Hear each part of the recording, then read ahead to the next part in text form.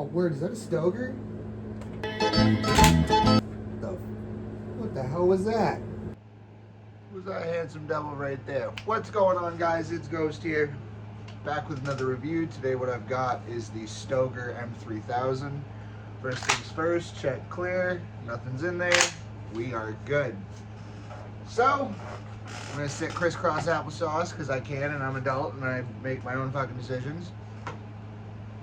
These are pretty neat at the price point that they are at, for about roughly, they retail for $660. The awesome thing about this one is I only paid $387 before tax, which is a steal.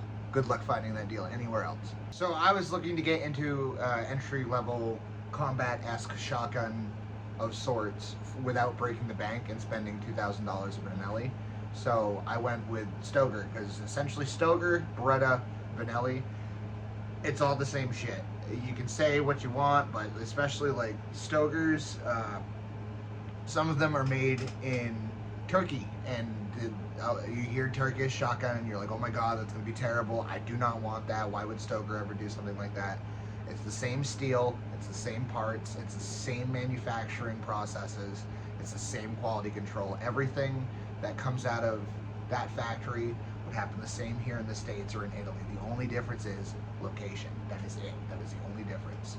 So rather than spending, I think the Italian Stoegers, they retail for like $200 more when it's the same fucking gun. It doesn't make any sense to me. So these M3000s are inertia driven, which basically what that means is all the business that's coming in through the barrel is happening right into the action. There's no like gas system that's reciprocating and working the action, which in due process creates a cleaner burn down the road. You know, inertia driven shotguns, you don't have to necessarily maintain as much. They're still going to go bang even if they get dirty, whereas with a gas operated shotgun, if the gas system gets clogged or anything of the sorts gets up into the action, you're going to have issues with cycling. And especially with lighter loads, because of it relying off of that reciprocation of energy, there isn't enough energy to be processed through the gun and cycle efficiently. So essentially I'm going to keep this video short and simple. We're going to take her down to the range. I'm going to do some function tests. I have some 1200 foot per second birdshot. I have some, I think it's like 1350 foot per second. And then I have some double aught buckshot, and we're going to run some slugs. And we're going to do a reliability test. And we'll do a conclusion at the end of the review. I'll give you my thoughts, what I do and don't like about it. You guys know the drill. So I'll see you guys out at the range in a little bit.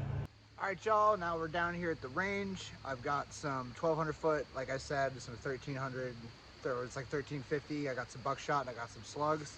So we're gonna load her up and we'll see how she runs. I'll give you guys my conclusion at the end, just like every other video. All right, y'all, we are loaded up. I have not fired this yet. I have no idea what it's gonna do, so we're gonna find out together with the very first shot. So let's get it. Going hot.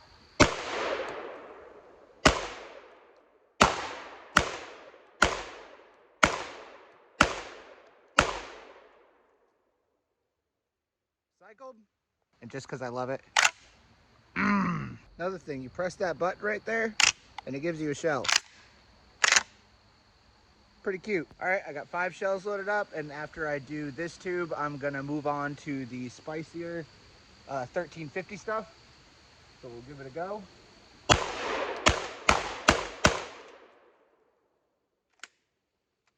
Cycled just fine. Let's move on to the spicy stuff, or spicier. All right, I got a tube of the 1350 stuff loaded up. Excuse me, loaded up. I can't talk. See how this does.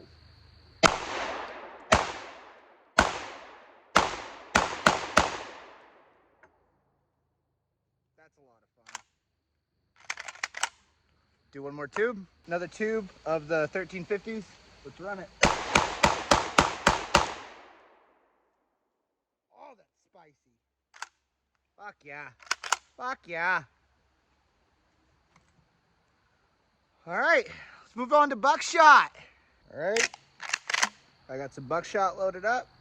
Let's run it. Shoot the steel. Hello? I don't know what happened there. I'm going to be completely honest. It just didn't feed from the lifter into the chamber.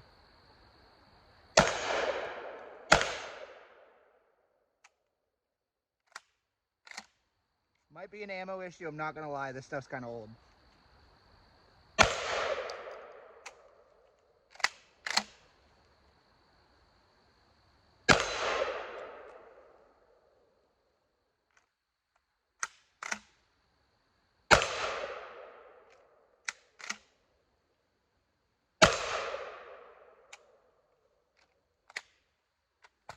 That was weird. I don't know. Let's see what it does with slugs. I'll do another test at some point with a different load of buckshot. I just honestly think that that's some bad ammo. We got a 2 3/4 1-inch Magnum slug. Forgot. There we go. I'm still learning the platform. I'm broke and I can't afford anything inertia or with a fancy button on the side. So I'm learning. You're learning with me. Let's try and put this slug down on the steel over there. Jesus Christ! All right, y'all. I'm gonna do one more. These are like $2 a slug, and they hurt, and they kind of scare the fuck out of me. So I'm only gonna do one more. I'll put another one on the steel. Jesus fucking Christ!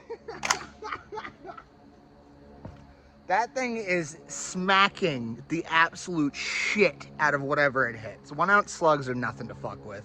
So as you can see, I've peppered this steel over the course of making videos, but that's a 1-ounce slug, and that's a 1-ounce slug. Those things come out with absolute authority, man. It's crazy. All right, I got some buckshot, or not buckshot, I got some bird shot that's roughly the same foot per second as the buckshot, so I keep forgetting to push the button, man. That's so different for me. That's so different.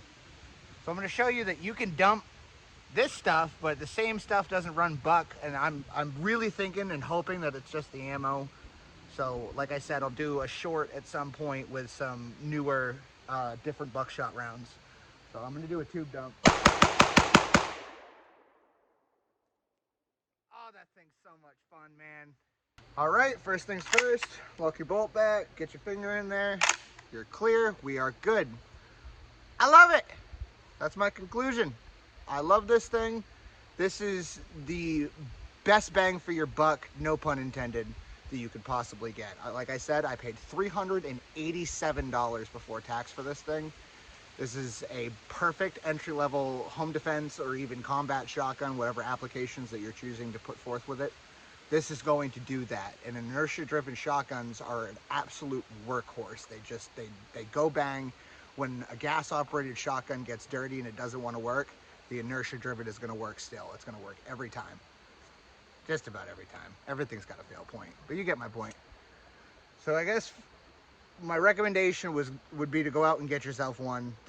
You're not going to be disappointed if you're looking for your first shotgun or even like your first inertia or semi-automatic shotgun. This would be perfect for you. So I've been Ghost. Go to w.gg, use code GHOST for 10% off at checkout, and I will catch you in the next one. I appreciate y'all. Later.